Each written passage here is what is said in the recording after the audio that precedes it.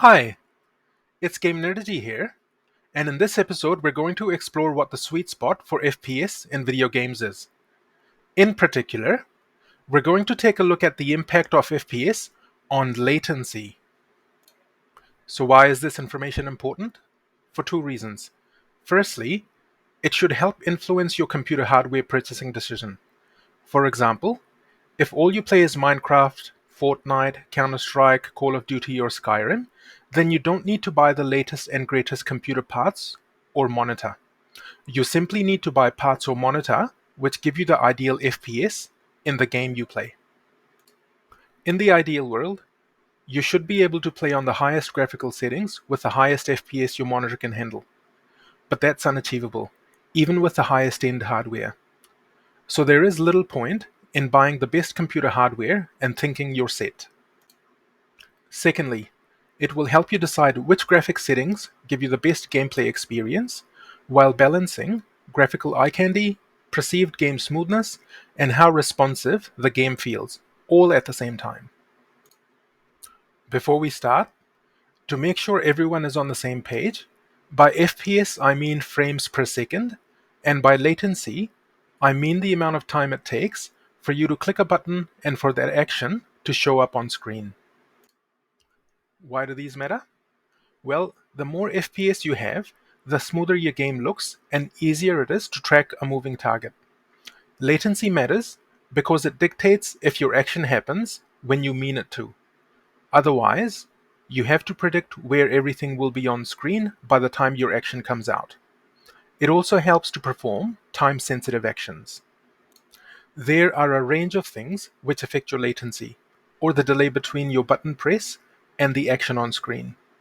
Things like the delay between your mouse click and the action on your screen, the delay between a button press on your keyboard and the action on your screen, the delay caused by your computer monitor's refresh rate, the delay caused by your FPS, and the delay from the connection between your computer and the server you're communicating with online, known as ping. All of these latencies are generally measured in milliseconds. For context, a millisecond is 1,000th of a second. So if I say 10 milliseconds, it means you break 1 second into 1,000 pieces and put back together only 10 of those pieces. Today, we're only going to look at the latency we can influence through FPS.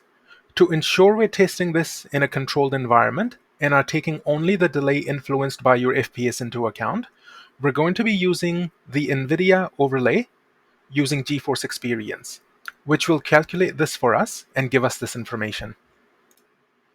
As I will be using simple tools which are accessible to anyone who has an NVIDIA graphics card, all the tests are publicly verifiable. Lastly, before we continue, I want to say that this will be a 3-part series where we will test the impact of different computer settings on your overall latency. So please like and subscribe so you don't miss out on future videos. I will now share my settings with you so you can run these same tests at home. There are 2 main settings which you want to copy for the purpose of running the same tests. Firstly, you want to go to the NVIDIA control panel and turn off low latency mode. We do this to ensure we're testing the latency without extra help from tricks which some NVIDIA tools can use. Secondly, you want to install MSI Afterburner on your PC so you can use the Riva Tuner Statistics Server software, commonly referred to as RTSS, which comes with it. You can use this software to artificially limit the maximum FPS. There are other ways to limit your maximum FPS too, such as through the NVIDIA control panel or the actual game itself. But we will use RTSS for convenience and consistency. What I mean by that is that the changes made by NVIDIA control panel are done at a driver level, which means once you start a game up with a limit for 60 FPS, for example, you are then unable to change the FPS on the next test without turning your game off first, and then restarting it, of course. However, if you're using RTSS, you can simply change the maximum FPS setting on the fly and get right back into the game, saving yourself a lot of time. wherein lies the convenience factor. As far as consistency goes, not every game has a maximum FPS limit setting, and we want to make sure that our results are not being influenced by any software tricks, which may be different between the game's own maximum FPS limiter and the nvidia control panel, or RTSS. For the purpose of this test, you also want to ensure you run the game you're testing on the lowest settings possible, so you're able to test the really high FPS. So now that we have discussed the settings, let's move on to the actual results. Let's have a look at Cyberpunk 2077 results first. As we can see, when going from 60 FPS to 120 FPS, we have a 12.1 millisecond reduction in latency. We have a further 3 millisecond reduction in latency when going from 120 FPS to 144 FPS. A further 2.5 millisecond reduction when going from 144 FPS to 165 FPS. And lastly, a 2.2 millisecond reduction when going from 165 FPS to 240 FPS. Now let's take a look at what happens to Horizon Forbidden West. When going from 60 FPS to 120 FPS, we have a 12.7 millisecond reduction in latency. When going from 120 FPS to 144 FPS, we have a reduction of 3.3 milliseconds.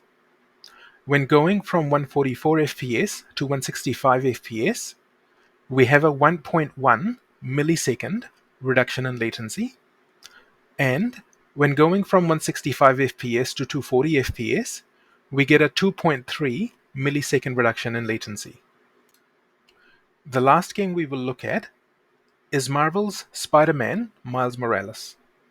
Here, we can see that when we go from 60 FPS to 120 FPS, we get a 19.7 millisecond reduction in latency. When we go from 120 FPS to 144 FPS, we get a 3 millisecond reduction in latency. When going from 144 FPS to 165 FPS, the latency reduces again by 2.4 milliseconds.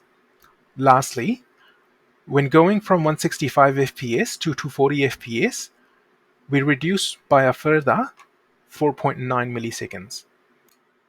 Finally, if we look at the average latency reduction across these three games, we can see that the biggest reduction in latency happens when we go from 60 FPS to 120 FPS. After that point, we have diminishing returns, and the reduction in latency is neither meaningful nor noticeable.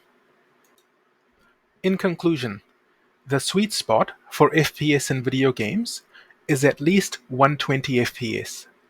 However, in my opinion, the actual sweet spot is 144 FPS. This is because not only do you reduce latency by half, but beyond this point, it can be hard to perceive a difference in game smoothness and feel.